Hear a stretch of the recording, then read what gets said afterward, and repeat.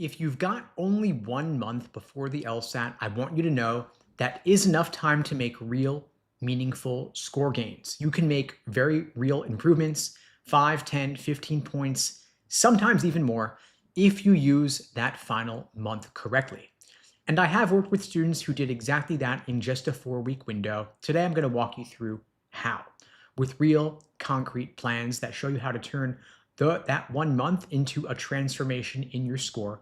For those who don't know me, my name is Steve Schwartz. I've been teaching the LSAT since 2005. I personally increased my own score from a 152 to a 175. And over the course of those 20 years, I have noticed a pattern that repeats every single cycle. People delay meaningful, serious LSAT prep because they think they need to put in 4, 5, 6 months or more. And so they do nothing. They look at the calendar and they realize they've only got 4 weeks left, and panic sets in as a result. Now, most people miss the fact that 4 weeks is not a bad window. It can be plenty of time to improve significantly if you stop trying to study everything and you start focusing on what actually matters. Now, there is a big myth you've got to drop immediately. People say, if I just study more things, my score will magically go up. That is false, especially in the final weeks. The LSAT is not a test of memorization. It is a test of pattern recognition and decision making under pressure. And so if you spend these final weeks chasing rare question types, doing random drills with no review, or trying to see everything at once, you're going to burn out fast. Your goal right now should be high yield mastery, not surface level coverage. Now, let's talk about what actually matters on the LSAT and what doesn't. The most important section is logical reasoning.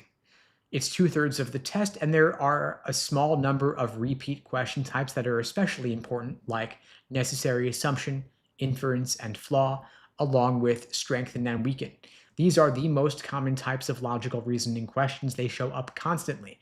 For example, flaw questions test your understanding of how they confuse cause and effect, assuming too much, overgeneralizing. Then you've got necessary assumption, which is sometimes you could view it as its mirror image, where they're requiring you to use the negation test. What I mean by this is if negating the answer destroys the argument, it's necessary. In contrast, sufficient assumption questions are different. They guarantee the conclusion. And so the negation test does not apply here. If you understand that distinction, it could save you several points. I also want you to recognize that how you study is just as important as how much you study. In other words, efficiency is key. You don't want to do 50 logical reasoning questions and then rush through your review. Instead, you want to do one timed section or maybe a tight set of just 10 to 15 questions and then spend more time reviewing than you do drilling. You want to ask, did I misread? Did I misunderstand the question type? Did I fall for a tempting wrong answer? Then there's reading comp, of course, an entire third of the test. And that's about structure, not the topic. Skimming is not the approach here. Recognize that every single reading comp passage has a main point. It has an author's opinion. It has an attitude, and it has a logical flow. Paragraph 1, for example, might introduce a debate. Paragraph 2 might give evidence. Paragraph 3 might push back on that initial viewpoint. You don't need to memorize all the details here. You just got to remember where things appeared in the passage. So when you read, you want to ask yourself, what is the author even doing here? Why did this paragraph exist? What point are they trying to communicate? I don't love highlighting and underlining. I think it takes far too long, but if you do want to highlight anyway, make sure that you are intentional about it. For example, you want to mark shifts in tone, you want to mark strong opinions, you want to mark any competing viewpoints, but not every single detail. Now, you never want to time yourself to individual passages of only 8 minutes and 45 seconds. Some passages are going to be harder than others and therefore deserve more time. Some are going to be easier, and maybe you can put in less time there. I think timing only makes sense in the context of a full section. 4 passages, 35 minutes. Measure your timing there. That's how you're going to see whether you actually improve your speed. Now, in terms of how to structure this final month, know that random studying could kill your momentum. And so you want to have a proper plan of attack. You want to have structure. You want your study plan to answer 3 questions. You want to know, what am I doing? How long am I doing it for? And why does it matter? Doing just 2 or 3 full-time exams a week is plenty. Don't do more than that. Don't do exams on back-to-back days. That's a recipe for burnout. Do fewer exams, review them in more detail. And speaking of review, that is where most people fail. They'll look at the answer key and they'll say to themselves, oh, I get it now. But that accomplishes nothing. You want deep review.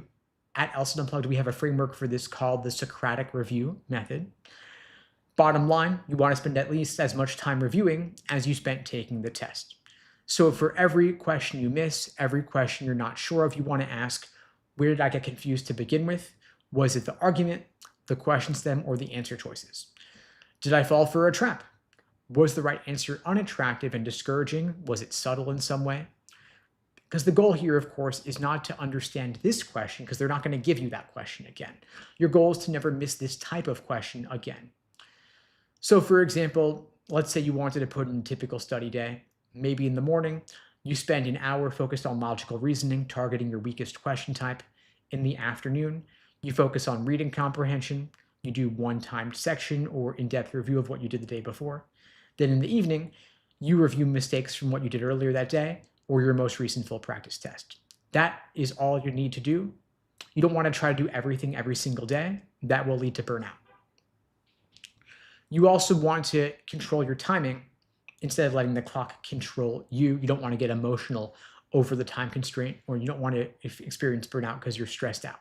Remember, in logical reasoning, there is a general order of difficulty, meaning the questions get tougher as the section goes on.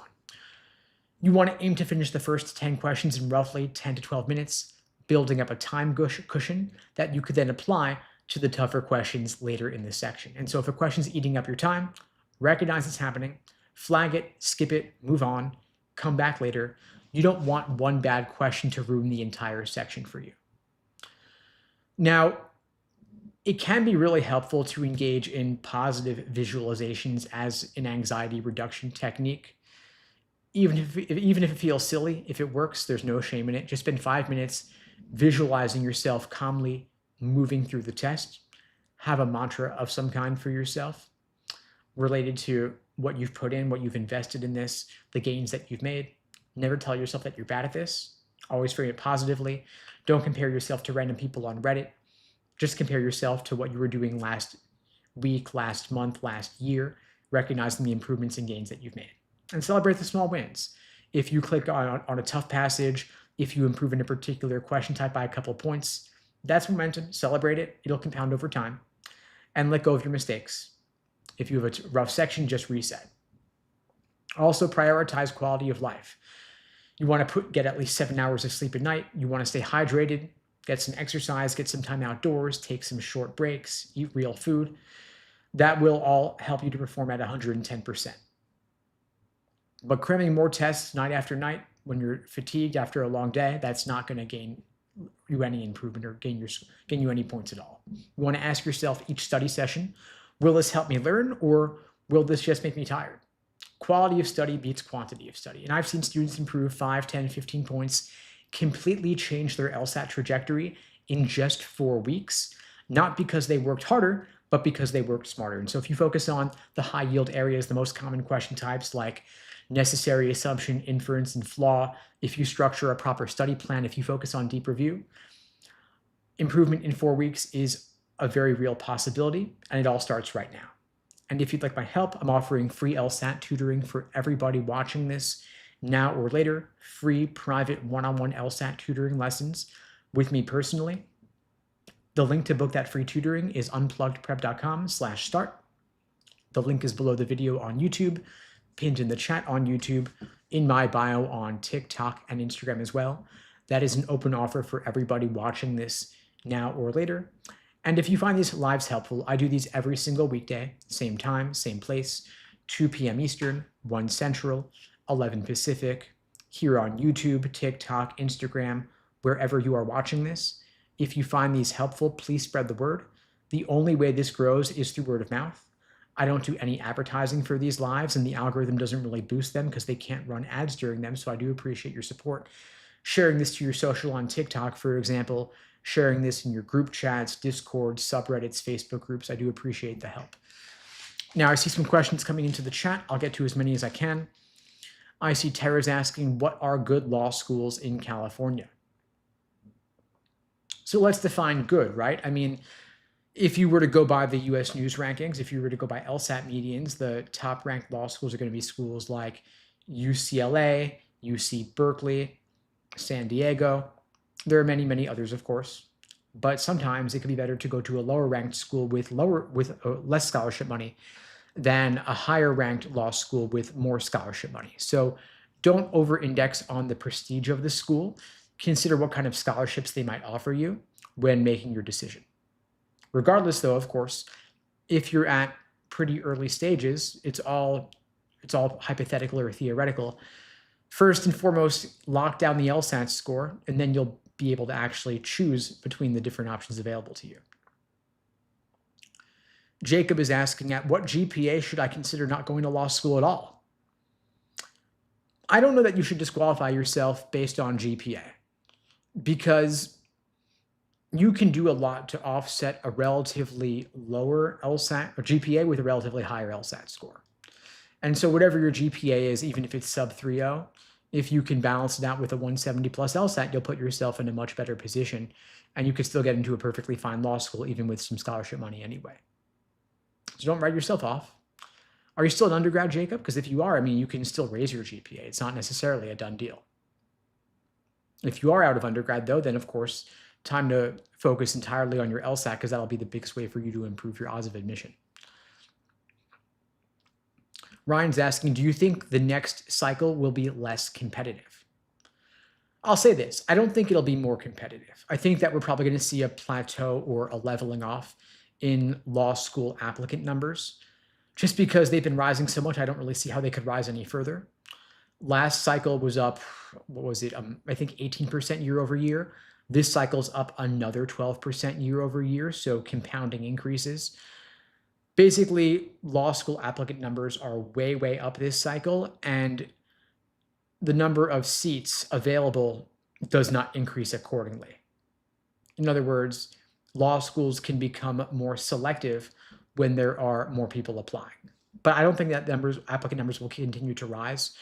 I think we'll see a leveling off in numbers, and so I think it'll be at worst equally competitive, which isn't great, of course. But aside from the increase in applicants, you also have LSAT score inflation. More people getting higher LSAT scores means you've got to get an even higher LSAT score to compensate. I see AB's asking, what if I've taken the LSAT twice and applied to law school and got deferred? Would you apply again? Yeah, maybe. I guess the question is, what can you do differently next time? Can you take the LSAT a third time and have stronger numbers going in for round 3? You've got to change the variables to change the equation, right? So the question becomes, what can you do differently for your next application to make it worth applying again? You certainly can apply again. Don't deny yourself. Let them be the ones to say no. And getting waitlisted is very, very normal if that's what you meant, by the way. I mean, law schools take longer and longer to get back to applicants as more people apply, and the cycle extends over time. So I think that it's worth applying again if you can get the LSAT score. The question is, what will you do differently for your retake prep? So the question becomes, how did you study prior that led you to the LSAT outcomes where you didn't get in? So did you self-study with textbooks and practice tests, or did you get support? Did you get coaching? Did you take a course?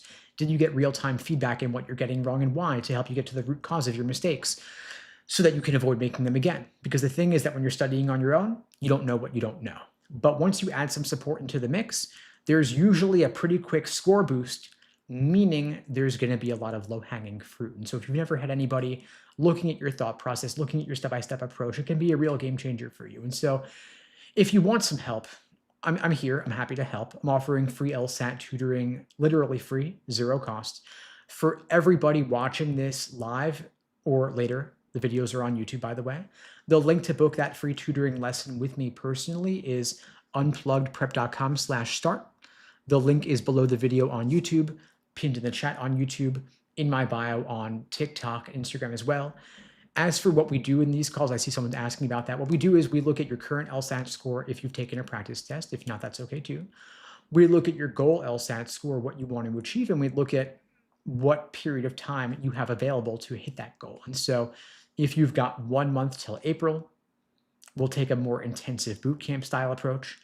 If you've got 3 months till June or 5 months till August, we'll take a more slow and steady approach.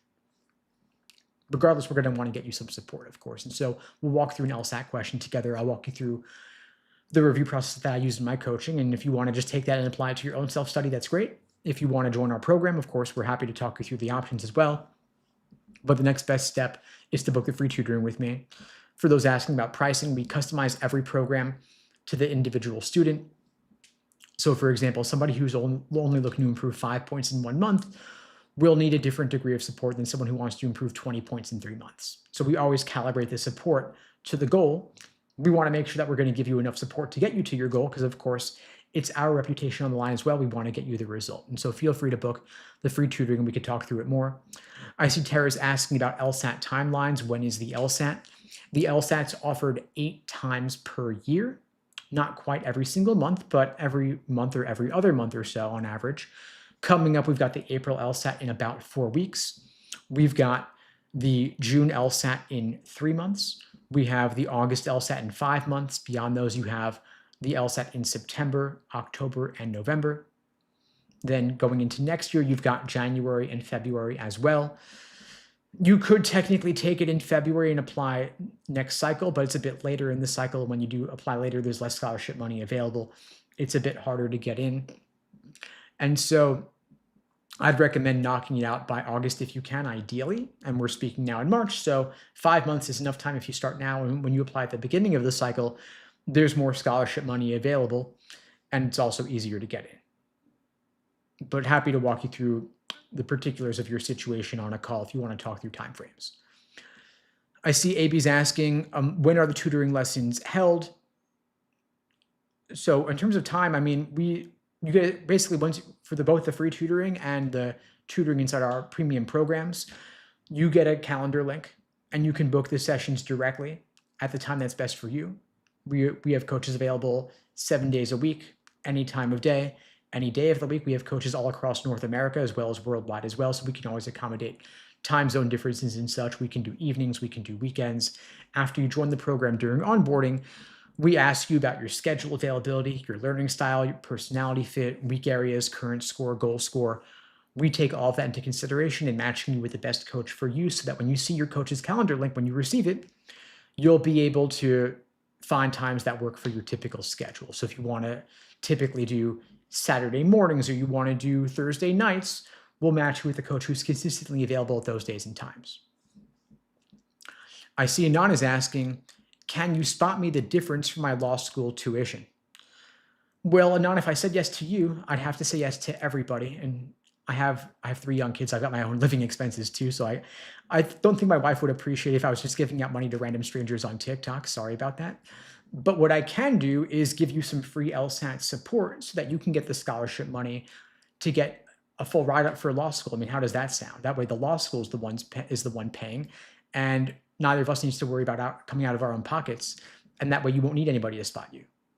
And so we get you the full ride to law school. We get you $0 in tuition in your tuition bill by getting you a higher LSAT score. If we can get you a higher LSAT score, if we can get you stronger numbers, we can get you into better law schools with more scholarship money. It all comes down to your numbers. And if your GPA is not where you wanted it to be, we can offset that and compensate with a relatively higher LSAT score. The good news is that your LSAT score weighs more heavily than your undergraduate GPA. And so even if your GPA is not what you would have liked it to be, having a higher LSAT score can more than make up for it. And so when you want to look at which law schools are you reasonably competitive at, we think about, okay, well, ideally, you want to be above both the GPA median and the LSAT median. If you're above both of those numbers, then you're in the running to potentially get significant scholarship money, maybe even a full ride. If you're below on the GPA median, you want to be above on the LSAT median just to get in, and you want to be way above on the LSAT median in that circumstance to get scholarship money and ideally a full ride. And so you look at where are you strong on both metrics, GPA and LSAT. That will tell you where you're at a relatively strong competition to get a full ride. Yeah, it is. I'm glad you agree. Jake is asking, does what you major in during undergrad change your chances of getting into certain schools? No, it does not matter literally what you major in for law school. You can major in anything. and get into law school. You can major in English, you can major in poli-sci as I did, you can major in STEM fields, comp sci, does not matter. Law schools do not care what you majored in, they only care about your GPA and your LSAT score. And so for that reason, you might want to choose classes where you can get higher grades. I hate saying that because I wish you could just pursue whatever interested you in undergrad and it wouldn't matter, but the truth is that it does matter. And so if you take classes in hard subjects where you're not going to do well, you will get punished. It will hurt your GPA and it will hurt your law school chances as a result. I personally made that mistake myself. Learn from my mistakes. I took a class, an intro econ class in undergrad. I'm not mathematically inclined though, but I was curious about econ because econ's important. And the mistake I made was that I didn't realize that these classes are brutally curved. These intro classes are weeder classes, weeding out people. And my competition in that class had taken AP Econ in high school. And so they were basically redoing the class for an easy A. And I was getting a B minus. Hurt my GPA relative to poli-sci where I could get A's. And so that harmed my GPA. If I could do it over again, and I were taking classes solely for law school admissions purposes, meaning to maintain a high GPA, I would have taken easier A classes like sociology, where the prof just gives everybody A's. So food for thought, keeping in mind, if you're not totally certain law school is exactly what you want to do, you may still want to maintain a wider breadth of classes in undergrad, but if law school is your sole focus, then yeah, go for the classes where you'll get easy A's. But yeah, where you went to undergrad doesn't matter. What you majored in does not matter either. I see Jake is asking about having a master's degree. Do they not care about that either? Nope. They do not care about your master's degree. I know that you care and you're paying for it and you enjoy it. But for law school admissions purposes, they only consider your undergraduate GPA. They will see your master's degree GPA, but it will not be calculated into their formulas in the same way. In other words, it's nice context, like your application essays are nice context, but they're not factored into the hard numbers because only the undergraduate GPA gets reported to the American Bar Association. And that in turn is where US News pulls their data from for inclusion in the US News rankings. Kenneth asks, does a 164 LSAT mean anything, or should I try for higher? I mean, every LSAT score means something, right? A 120 is bad, a 180 is amazing, a 164 is good but not great. As FizzGig says, yeah, you should try for higher. And honestly, the reason that I would say try for higher is because if you can score higher, you're going to get into better law schools and you get more scholarship money. Of course, the question becomes, how many times have you taken the LSAT so far? How much have you put into your LSAT prep? But if you're asking, if you're potentially open to retaking, that might mean you've still got some gas left in the tank. And so it might be worth giving another shot if you're willing. Because if you can put in 3 more months, take the LSAT in June, score even 5-6 points higher. I like the 6 points higher because then that brings you to that 170 level versus that 169 level. And a 170 looks much better optically because it has that 7 in the middle versus the 6 in the middle. And admissions officers themselves are susceptible to those optics there, right? So get yourself 6 more points, get yourself the 170. You'll put yourself in significantly better positions in terms of admissions, both for getting in and for getting scholarships. And the reason that I am liberal about recommending that you retake is because law schools do not average multiple LSAT scores. They only take into consideration the highest LSAT score on your record. Meaning if you retake and do better, that's great. You've now got a higher score. If you retake and do worse, no big deal. The higher score is still what matters. I see 5-0s asking, I got a 143 2 years ago, didn't get into any law schools, became a social worker and worked at a law firm. Should I retake and should I reapply? So yeah, if you want to go to law school, definitely retake the LSAT and definitely reapply. I mean, the truth is that a 143 LSAT score is relatively low. And so I'm not surprised that you didn't get into any law schools. And if you had, I wouldn't have recommended going to a law school that would accept you with a 143 because those are lower ranked schools that have worse employment outcomes, worse bar passage rates, and are at risk of shutting down in a couple of years anyway. And you don't want them to shut down while you're in the middle of going there, because then you're out of luck. And so I'd say retake the LSAT. If you can get yourself another 20 points, you'll be in much better position. 30 points even better, of course, but let's start with 20 and take it from there. Build a strong foundation in the different sections, the different question types. I'll break down my study plan process for you, just so you have a fuller picture of what to do. If you're getting back into the LSAT prep now, I would give yourself a minimum of 3 months, ideally 5 months, to aim for August, just to give yourself some more time to get the maximal score increase that you can. I broadly define LSAT prep into 3 major phases: accuracy, pacing, and endurance. Accuracy is drilling questions by type and building a strong foundation in the different sections and the different question types. In logical reasoning, for example, you've got roughly 15 different types of questions. You've got strengthen, weaken, flaw, necessary assumption, sufficient assumption, and so on. Then you've got reading comprehension to work on. It's an entire third of the test. You don't want to sleep on that.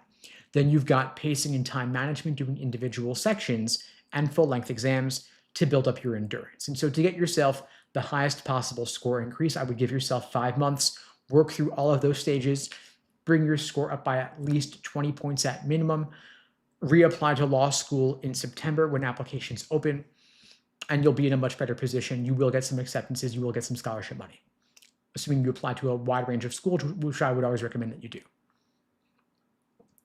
And for those of you just joining, if you're looking for help, I'm offering free LSAT tutoring for everybody watching this now and later. The link to book that free tutoring lesson with me personally is unpluggedprep.com/start. The link is below the video on YouTube, pinned in the chat on YouTube, in my bio on TikTok and Instagram as well. That is an open offer for everybody watching this now and later. And if you're looking for more help, I see Richie's asking about our programs. We offer private LSAT coaching, on-demand courses, semi-private small group sessions in the evenings, custom study plans for your situation. We customize every program for the individual student. And so if you want to talk through the options, you can book the free tutoring with me. You can shoot me a DM. I'm happy to help you out.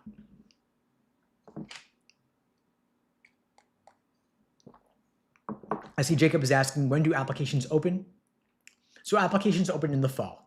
Typically, they'll open September 1st or September 15th.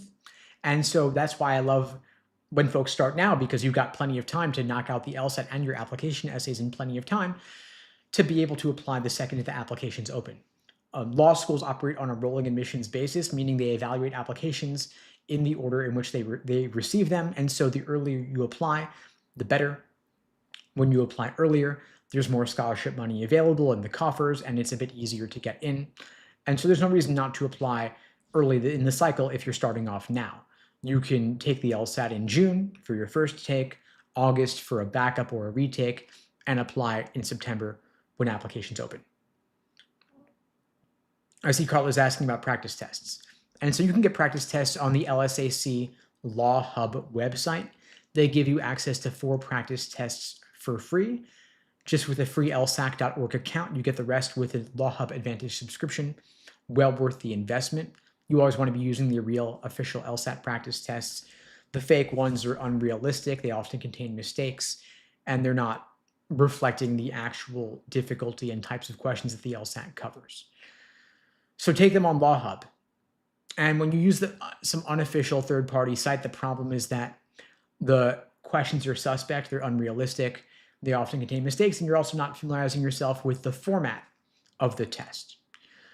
One reason that student scores often drop by 5 to 8 points from their practice test to the actual exam is because students didn't properly simulate test-day conditions.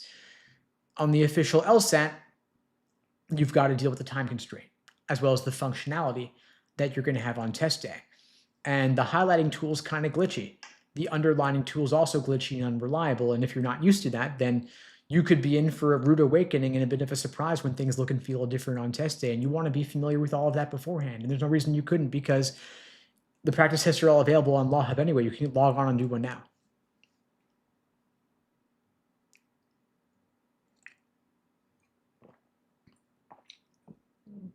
Just scanning through for other questions here. Feel free to keep them coming. I see someone asking about, AB's asking about personal statements or rec letters being written by attorneys.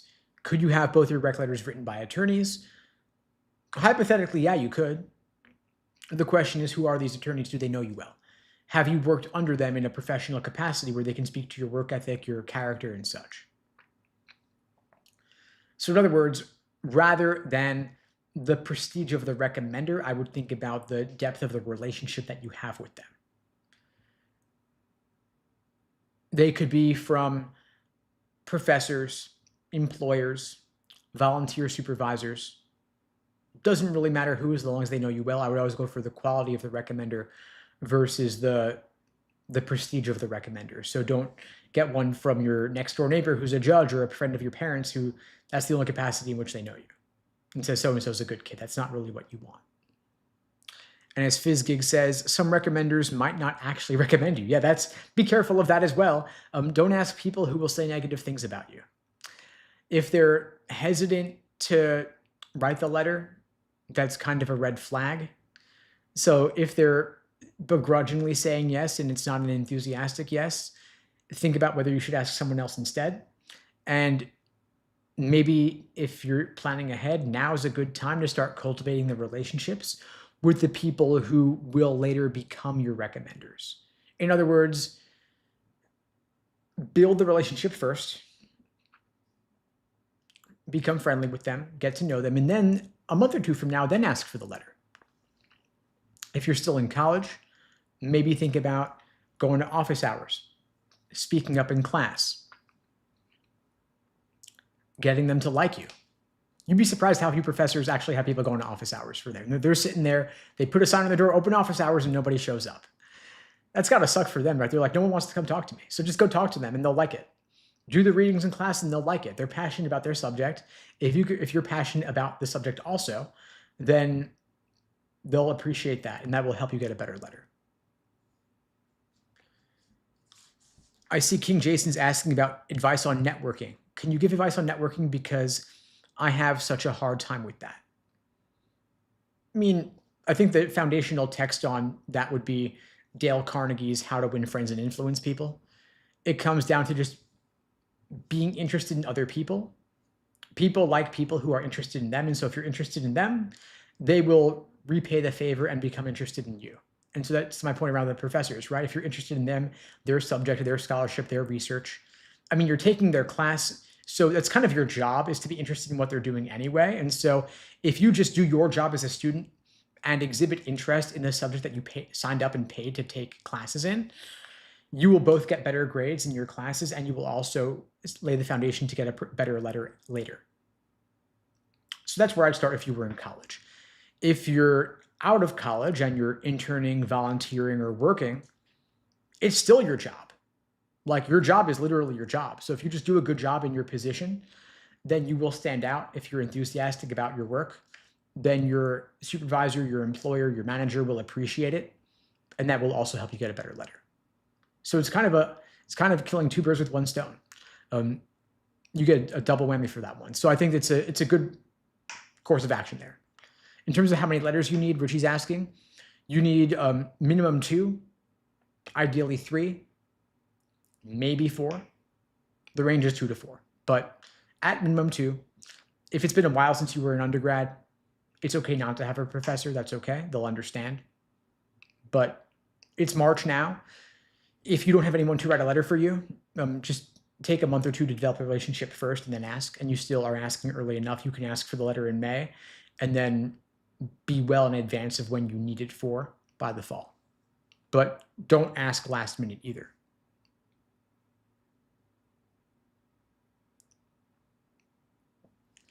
Sometimes Always is asking for study schedule advice. What works best timing-wise? Okay, yeah, so I mean, we always customize the study schedule to the test date. I mean, when are you planning on taking it? Then the next question is, how many hours a week can you put in? We want to tailor the study schedule recommendations for the time frame in terms of number of months till your exam and how many hours you can put in per week. So my advice for someone who's working or in school will be different than that for someone who is studying for the LSAT full time. But when we craft a study plan for a student, we do it around the LASER approach. LASER is an acronym standing for Learning, Accuracy, Sections, Exams, and Review. L is for learning. That's building a foundation. in the different sections, the different question types. A is for accuracy, drilling questions by type to better understand the proper perspective from which to view each section and each question type. S is for individual sections, working on pacing and time management. E is for exams and endurance, and then R is for review, using the Socratic review method. And so that would be the framework or the outline of what the study plan looks like. That's the structure of the plan, but the particulars are based on your time frame. And so if you're taking the LSAT in June, for example, in 3 months, maybe you spend 1 month on foundational work, the learning and accuracy, L and A. You spend 1 month on individual sections, and then 1 month on exams with review sprinkled throughout. Of course, I wouldn't delay exams until the 3rd month, but just giving each month a primary focus, 1 month for foundational work, learning and accuracy, 1 month for sections on pacing, then 1 month for exams doing full practice tests to simulate test day conditions. User 2835 is saying this is pre-recorded. I'm literally answering questions in real time from the chat here, and you're saying this is pre-recorded? I don't think so. Bro just keeps talking. Yeah, well, I mean, I'm answering the questions people are asking. Do you have any questions for me? User 283385 just got quiet. Okay. All right, let's see other questions here. Wet Diaper is asking for, is a law degree from undergrad smart? I mean, are you asking, is it good to go directly from undergrad into law school? That's fine. I mean, that's a so-called KJD. So a KJD is the idea that you're going directly from kindergarten all the way through to law school with no breaks in between. That's fine. I mean, if you're confident that law school is what you want to do, there's no issue with that. And you're not wasting any time. On the flip side, if you want to take a gap year, if you want to travel or get some work experience first, save up some money, that's totally fine as well. You could then do some cool stuff that you could then talk about in your application essays. It's entirely up to you. Law schools aren't going to penalize you one way or another. The one tree's asking what major would be good for the LSAT. I mean, you can major in literally anything and go to law school. Literally any subject. Law schools don't care what you majored in. You can major in criminal justice or political science. That's totally fine, even if it's a cliche. I mean, I personally majored in political science. It won't stand out necessarily, but if you're not certain law school is what you want to do and that's what you're literally interested in anyway, that's totally fine. As for what kinds of books you should read, I mean, you can read whatever you'd like. I mean, difficult, dense text will prepare you for the kinds of language and writing that the LSAT includes, but the best LSAT material is actual LSAT material. There are literally dozens of real, actual official practice tests available on Law Hub. There's about 60 of them available to you. And so you could just do some of the older ones as individual sections and untimed work, save all the newer ones for full exams. So literally, like, you print out the oldest exams and you just do those. You read those on the train or on the bus if you're commuting, or you read them in the bathroom or on the beach, whatever you'd like. You have more than enough LSAT material that you never need to go beyond it. I see Skeptical Brothers asking, do you offer admissions consulting? Yeah, we do. We can help with the application essays, personal statements, optional essays, addenda, letters of rec, strategizing. We can help with all of that. But we always start with the LSAT first because that is the biggest way we can improve your odds of admission. If you don't have the LSAT score, nothing else matters. We get that first, and then we switch gears for the other parts of the application. I see GT's asking about scholarships. Yeah, we do offer scholarships for those with financial need. If you're looking for that, just reach out. Happy to talk you through the options. And for those just joining, by the way, I'm also offering free LSAT tutoring for everybody watching this now or later. The link to book that free tutoring lesson with me is unpluggedprep.com/start. The link is below the video on YouTube, pinned in the chat on YouTube, in my bio on TikTok and Instagram as well. For those of you just joining, I offer these lives every single weekday, same time, same place, 2 p.m. Eastern, 1 Central, 11 Pacific, here on YouTube, TikTok, Instagram, wherever you're watching this. If you find this helpful, please spread the word. The only way this grows is through word of mouth. I don't do any advertising for these lives, and the algorithm doesn't really boost them because they can't run ads during a live. So please share to your socials, group chats, Discord, subreddit. I do appreciate the support. And I've got a whole team of coaches who can help you out as well. It's not just me at LSAT Unplugged. We've got a great team. They all got top 1% on their own official LSATs. They're all proficient and trained in my methods. And so if you want to explore the possibility of working with us, you can reach out. You can shoot me a DM. You can book the free tutoring. We could talk through it more.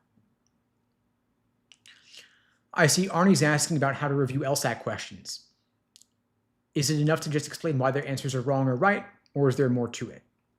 Yeah, there is actually a lot more to it. You also want to look at the structure of the argument or the passage, what might have sent you in the wrong direction there. Convoluted sentence structure, a failure to include key indicator words like evidence and conclusion or sufficient necessary conditions. Those are always, they ramp up the difficulty level of an argument. And so when you have difficulty with the question, you want to dig into why you got it wrong. What led you down the wrong path? What led you astray? Was it the argument? Was it the question stem? Or was it the answer choices? And so with that Socratic review method framework, we're essentially doing root cause analysis, looking into the step-by-step process that you took, and then what adjustments do you need to make to avoid making the same mistake next time around. And that's the process that we use in our coaching programs, in our courses, and so we could talk through it more on a call if you'd like.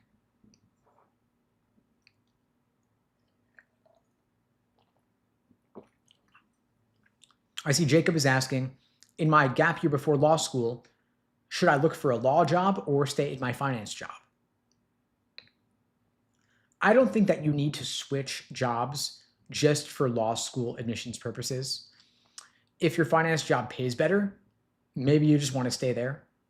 You don't need to have a law job on your resume to apply to law school. And it might be that you want to save up some money now because you're not going to be working during law school, presumably, unless you're going part-time. And so it might be a more financially prudent decision to stay in your current job, save up before law school. However, if you're not really sure whether law school is right for you and you want to get some law-related work experience, then it could be okay to get the law job in the meantime. FizGig makes a good point that having a unique work experience background will help with hiring later. So in other words, after law school, or maybe even during law school for summer associate positions, for example, having the finance job in your background might look better than having another law job, which might look more cliche or more typical.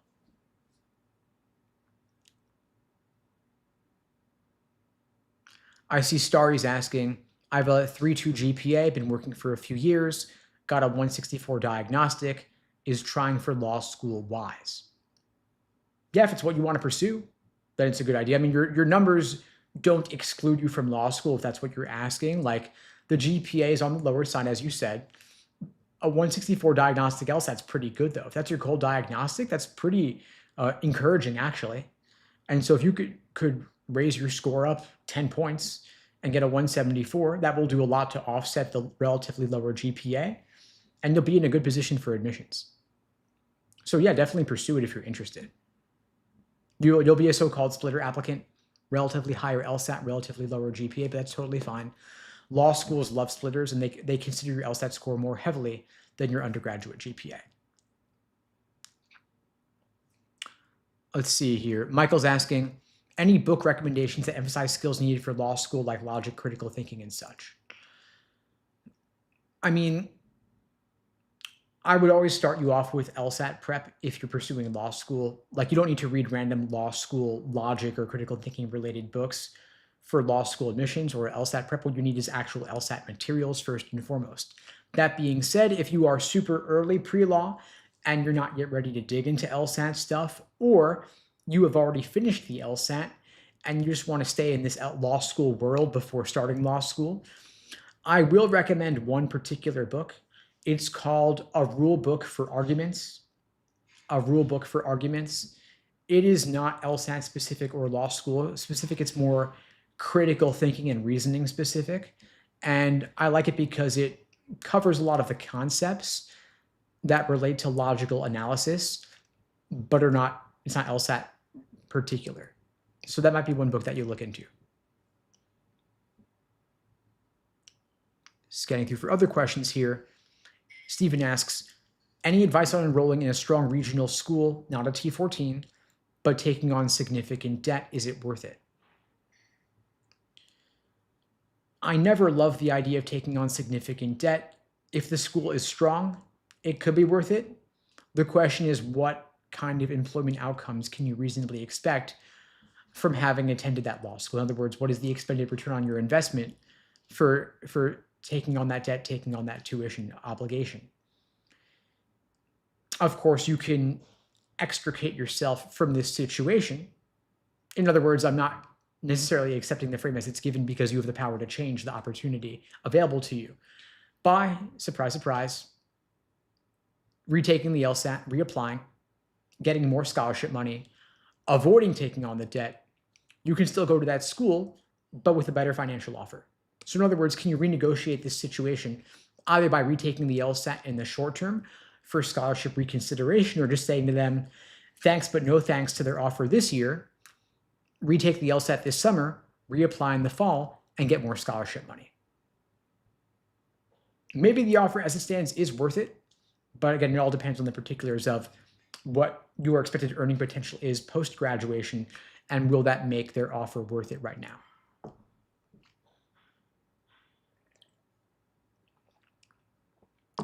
I see Jacob is asking, how does the new cap on Grad Plus loans hurt borrowing for law school?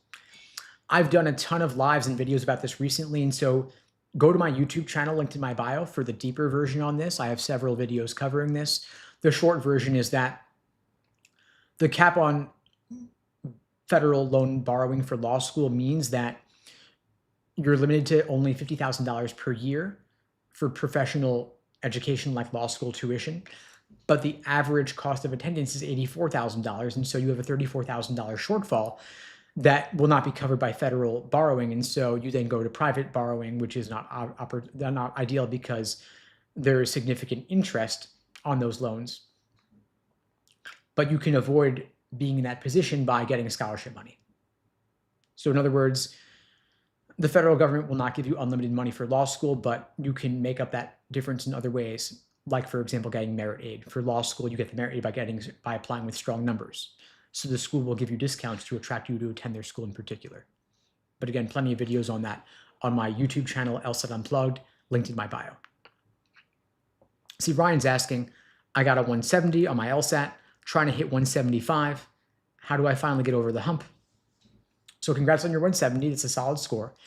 If you want to hit 175, the thing is that usually you're not going to find that you're getting questions wrong because of the question stem type. In other words, there probably won't be gaps in your fundamentals, like you're not getting strengthening questions wrong because it's a strengthening question. You already know how to approach those types. You're getting hard questions wrong because they're hard, like the level 4, the level 5 questions, the most difficult of all. So you want to look at the patterns in your mistakes. Like, do you tend to get bogged down on easier questions and double check too much and overthink them? And as a result, you then do not have enough time for the tougher questions that come later in the section. Or maybe you are spending too much time highlighting and underlining and reading comprehension. So in other words, the gap might not be fundamentals. It might be pacing and time management. It might be endurance, where you need to do more full-length exams. Or maybe you've got to do more in-depth review of your mistakes to figure out the particular methods of reasoning that tend to trip you up the most. There's no one-size-fits-all answer for this sort of thing.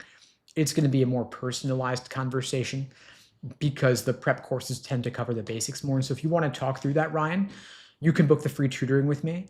The link to book it is unpluggedprep.com/start. The link is below this video on YouTube, pinned in the chat on YouTube, in my bio on TikTok, Instagram as well. Happy to meet with you or anybody else and talk it out. I see Davila is asking, any books you recommend for the LSAT? So I would have recommended the books of practice tests from LSAC, but the LSAT is now online. It's no longer on paper, and so I wouldn't want you studying on paper because that would be an outdated format. And so instead, for practice tests, I'm going to recommend the LSAC Law Hub platform for the practice tests. And then if you're looking for more supplemental resources like lessons and explanations, I recommend a prep course because that way everything's up to date for the new LSAT format. Things are always changing. They removed logic games a year and a half ago. They removed comparative passages in reading comp for some students a couple months ago, and the books won't reflect these changes. A lot of the books on Amazon now, it's flooded with AI slop. People are using ChatGPT to write the books on there, and so you don't want to trust those fake reviews. So I'm going to recommend staying away from books for the most part. Take the practice test on Law Hub, get a course, watch my YouTube videos for free. If you're looking for more support, we have on-demand courses as well. The link's in my bio if you want to explore those. Folks, I do these lives every single weekday, same time, same place, 2 p.m. Eastern, 1 Central, 11 Pacific, here on YouTube, TikTok, Instagram. If you find these helpful, please spread the word. The only way this grows is through word of mouth. I don't do any advertising for these, and the algorithm doesn't boost them, so please share this to your socials. I'll be back tomorrow, same time, same place. I'll see you all then. In the meantime, I wish you all the best and take care. Thanks for joining.